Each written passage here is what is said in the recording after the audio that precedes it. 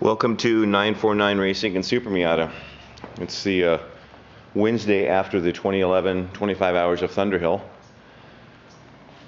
We haven't touched this car all week. Just been scrambling to get back into the running of our business here, which supports our racing efforts here at SuperMiata and 949 Racing.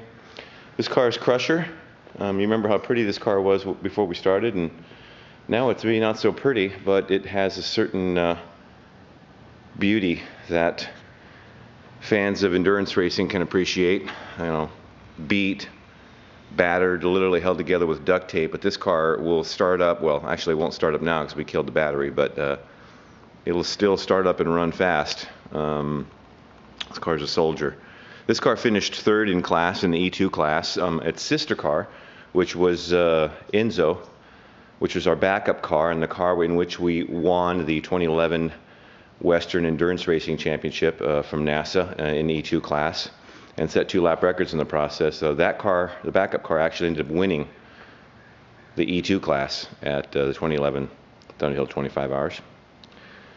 We finished 8th and 12th overall in these cars and had quite some good battles along the way and many a story to tell. So I want to walk around some of the damage you can see here. This damage here in the front was actually early in the race while Sean was driving. We had a driver in front of us check up unexpectedly, which you just don't do in racing. And as he tucked in behind it to get a draft off of it, the driver checked up and he just tapped it, and all he did was really knock the screen off of it. We were concerned about the air getting under the hood there, so we taped it.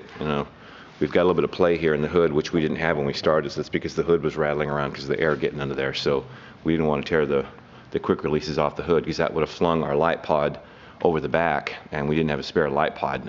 We would have had to stop and steal it off the other car, which would have been bad. So, running without a light pod at night would not be good. So, and you see some bald Intio 1 tires. We ran them. We ran the Nitto tires hard. We had about 2.5 to 3 times better tire life than every other team that was running the softer compounds, slightly faster, tires from other companies. And the Nitto tires were instrumental in our win because essentially we didn't have to pit nearly as often. See the Jackson Racing sticker there. Oscar Jackson was our crew chief. He stayed on the pit wall for 25 of the 25 hours of the race and communicated with our drivers and kept us organized and on track. The man who kept these cars running was Andrew Kidd of Track Speed Engineering. He was our head mechanic and also essentially functioned as a crew chief because he kept our crew organized so that Oscar wouldn't have to. Oscar just focused on race strategy on track and had a crew chief headset on the entire time. So what else we have? We got tire marks here. We got some tire donuts up and down the side of the car. Of course, it's covered in rubber. Had a little contact there on that corner, contact in the front, contact on the other front corner. And here are some of our other sponsors.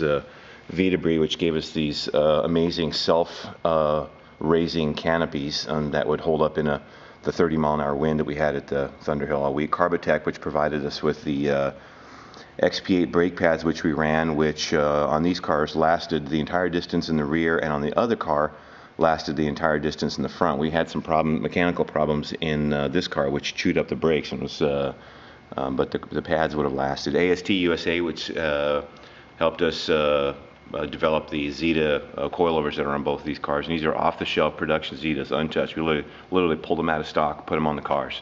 Grabbed it for our spares were a set out of stock. Throw them in the box, take them to the track. All we did was set the ride height on. OS Geekin for the limited slip differential that was in both cars that helped the cars not get wheel spin off of 13 and 14, which was critical in keeping both tire wear and temps down.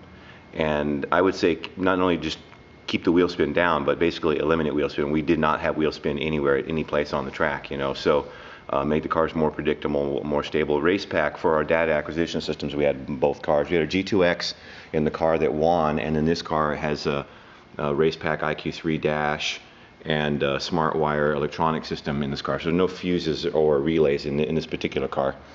And then trackhq.com, the guys there, that is basically the source for information. We actually recruited, gosh, I don't know, I think 3 of the 4 drivers that were on the team through Track HQ, the people we know there and had raced with, and said, hey, do you want to be on our team?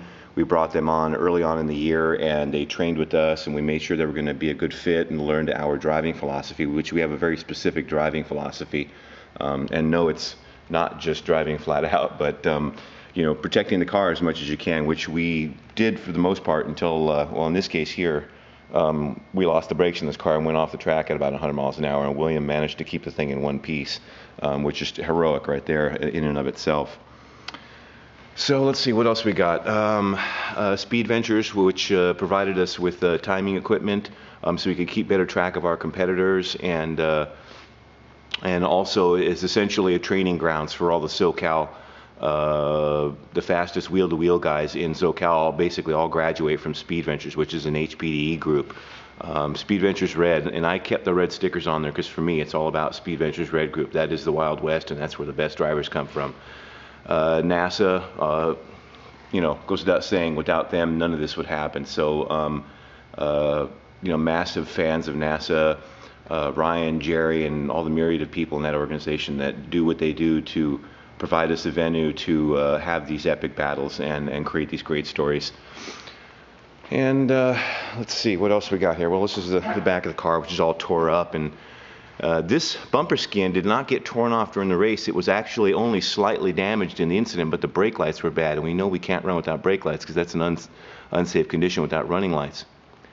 Andrew, our crew chief, at I think about 1 o'clock in the morning, ripped the bumper skin off with his bare hands. It was in his way. He couldn't get to the lights. He didn't have time to go for tools. He literally ripped that bumper skin off. Anybody who saw that saw it come off and literally fly through the pits, and before it hit the ground, he was working on the lights. Just absolutely staggering stuff here from this team.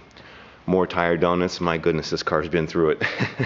So that's a brief tour of Crusher and tiny encapsulation. It's such a huge team story. I can't even begin to put this into a short video, but I wanted to let people see the car up close and you know, give some thanks to everybody involved. Again, this is a team story.